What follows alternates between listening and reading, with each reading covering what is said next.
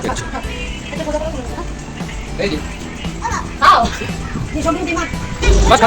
खत्म होने वाले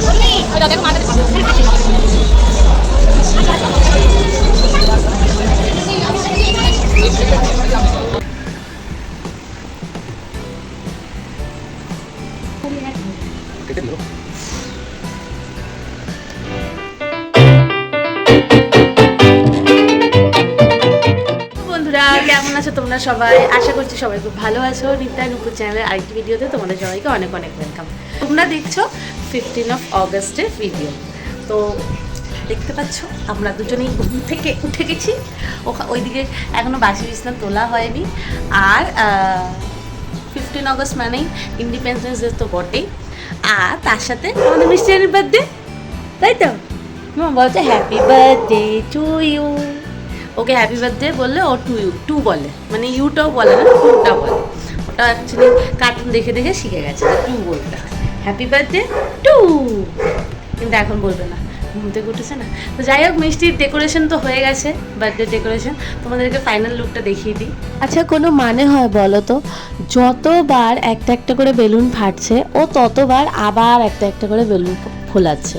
আচ্ছা, এরকম যদি চলতে থাকে তাহলে তো সারাদিন শুধু এই বেলুনই ফোলানো চলবে, মানে আর কোনো কাজ হবে না, শুধু এই ঘর ডেকোরেশনের কাজই চলতে থাকবে। যত বলছি আরে ছেড়ে দাও ছেড়ে দাও, কোনো কথা শুনছে না। কেমন লাগছে বলো? ওই দেখো আবার লাইটটা টুক করে জ্বালিয়ে দিল। আচ্ছা, দিনের আলোতে লাইটটা বোঝা যায়? যাই হোক, এবার মিষ্টি রানীকে আমি করে দেবো ব্রেকফাস্ট। দেখো, যার জন্মদিন সে সকালে ব্রেকফাস্টে কি খাচ্ছে? ওটস খাচ্ছে দুধ দিয়ে। এইটুখানি খেতেও ওনার লেগে যাবে প্রায় 1 ঘন্টার মতন। তারপরেই চলে গেলাম সোজা রান্নাঘরে, লাঞ্চের প্রিপারেশন করতে হবে। তো মিষ্টি রানীর এটা ছিল সেকেন্ড বার্থডে ভিডিও, এটা আগের বছরের ভিডিও, তোমরা তো বুঝতেই পারছো, কারণ এই বছর তো এখনও 15 অগস্ট আসেনি।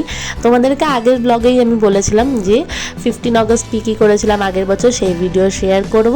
তো এই যে ভিডিওটা এখন দেখছো, এরপরে তোমাদের সাথে শেয়ার করব এই বছরের মিষ্টির বার্থডেতে কী করলাম, কারণ আর 2 দিন পরেই তো 15 অগস্ট চলে আসছে। তারপরে যা হলো সেটা দেখো। মিষ্টিকে আশীর্বাদ করতে বসেছে সবাই, কিন্তু উনি কেঁদে কেটে একসার। তখনও ঠিক এইসব জিনিস অত ভালো বুঝতো না, এখন যদিও একটু আদ্র বোঝে। জানি না এইবার কি সিন হবে, কিন্তু আগের বারের দুপুরবেলার সিনটা খুব খারাপ ছিল। আসলে একটু খিদাও পেয়ে গেছিলো, অনেকটা দেরি হয়ে গেছিলো, তাই ওনার একটু খিদা পেয়ে গেছিলো, তাই জন্য আরোই বেশি মাথা গরম হয়ে গেছিলো। ওর খিদা পেলে আর ঘুম পেলে ওর খুব মাথা গরম হয়ে যায়, ও কারোর কোনো কথাই শোনে না। আর ওকে সামলাতে গিয়ে আমার অবস্থা দেখো, ঘেমে নে একাকার হয়ে যাচ্ছি।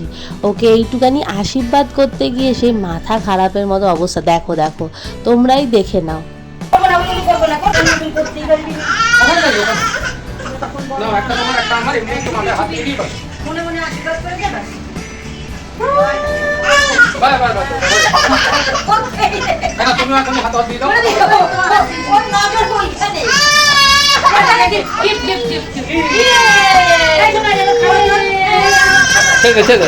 দেখলে অবস্থাটা আমাদের মিষ্টি বুড়ির? উফ, আমি তো এখনো ভাবছি এই বছর কি করবে ও, কে জানে।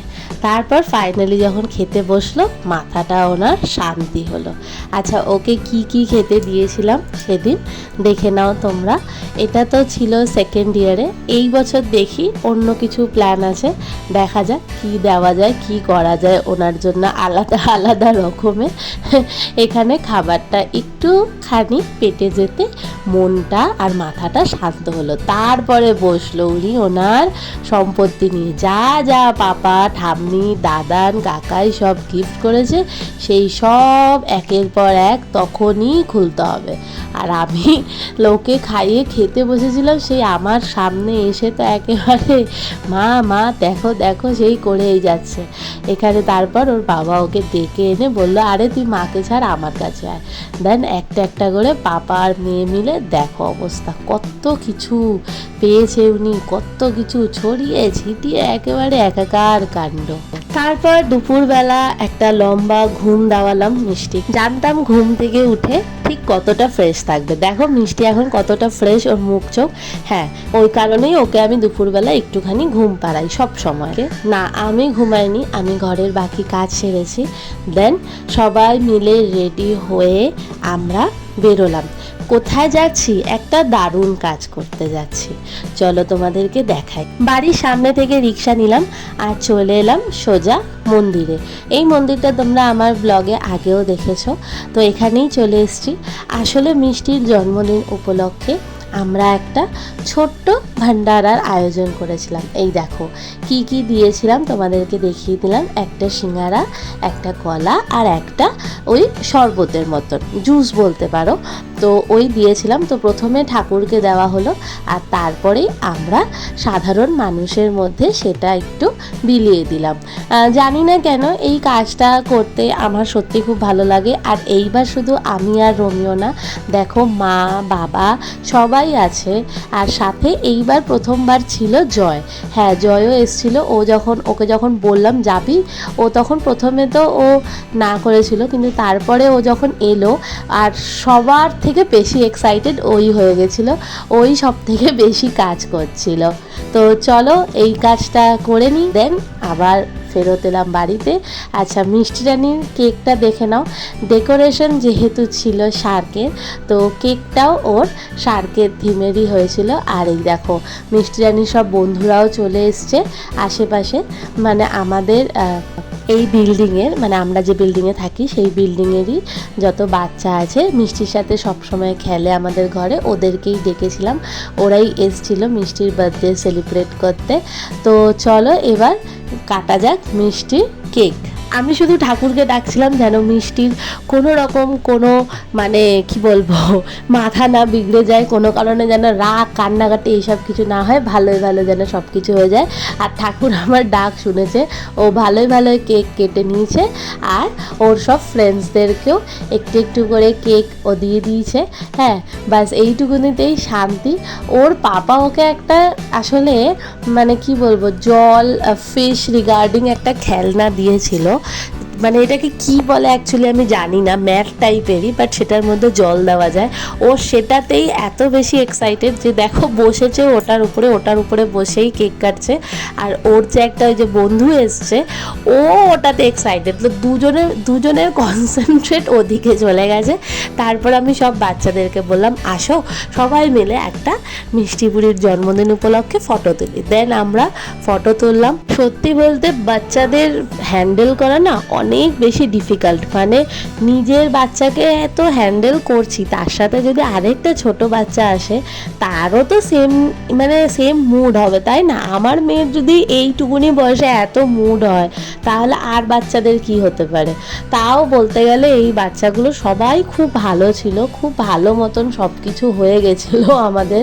মানে আমি যে কি ভয়ে থাকি সবসময় যে মিষ্টি আবার কোন সময় ওদেরকে পছন্দ না হোক, চিল্লামিল্লি করুক, এইসব ভাবতে আমার যেন হাত পা ঠান্ডা হয়ে যায়। কারণ আমার একদম এইসব ভালো লাগে না, জানো তো। আমাদের ঘরে লোকজন আসবে, সবাই মিলে আনন্দ করবো, এটাই যেন আমার কাছে সব থেকে বেশি কামুন। যদিও টাচউড বলতে নেই, এখনো পর্যন্ত আমাদের ঘরে এরকম কোনো সিচুয়েশন হয়নি যে কেউ এসছে আর মিষ্টি সেটা পছন্দ করছে না, কাঁদছে।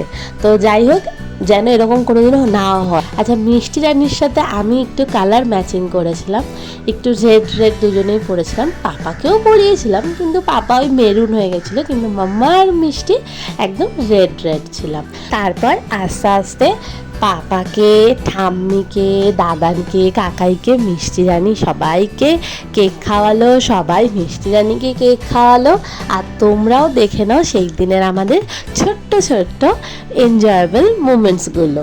বেকারেই বদনাম করছিলাম বলো মেয়েটার নামে। দেখো আমার মেয়েটা কত শান্তভাবে বসে আছে, সবাই কেক খাওয়াচ্ছে, ও খাচ্ছে, সবার সাথে ফটো তুলছে কত সুন্দরভাবে। কাকাই যেমন ভাবে বলছে ঠিক তেমনি করে ক্যামেরার দিকে তাকাচ্ছে, ফটো তুলছে কত সুন্দর করে। पानी वाला वो लेके आई तब जाके आई है। उसके ऊपर तो बैठी है। हाँ, उसके ऊपर माही तो खेल रहा अपना उधर। किससे? उसके गाड़ी से?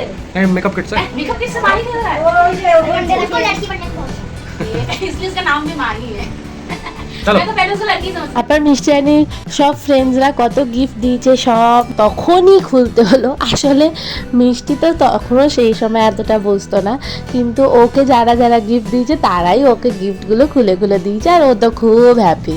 আসলে জানো তো এই শার্ক থিমটা যে সেদিন আমরা করেছিলাম, ওটা মিষ্টির মেন উদ্দেশ্য ছিল মিষ্টি যাতে ওটা দেখে রিলেট করতে পারে, বিকজ ও শার্ক জিনিসটা সেই সময়ও খুব পছন্দ করতো, ইভেন এখন তো আরও বেশি পছন্দ করে। আর ওরা এমনিতেও সবার থেকে যেহেতু মিষ্টি ছোট, ওরা মিষ্টিকে খুব প্যাম্পারও করে। क्या कर रही हो अभी? जल्दी करो यार, भूख लग रही है। বাস বার্থডে শেষ, এনার্জিও শেষ, ডিনার খাবো।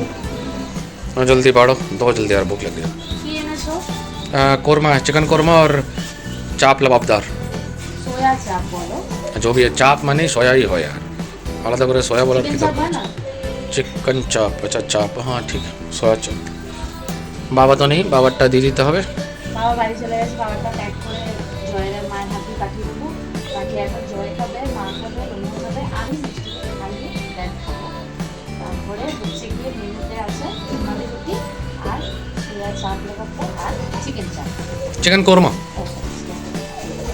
সব এখানে দেওয়া হয়ে গেছে। गया था लेने चिकन, चंगेजी मिला ही नहीं, এই যে लेट हो गया। এখানে এটা হচ্ছে मेरे को लेग पीस देना, ये तुमने गलत खोला है। May be, let's see. এটাই আমাকে দিও।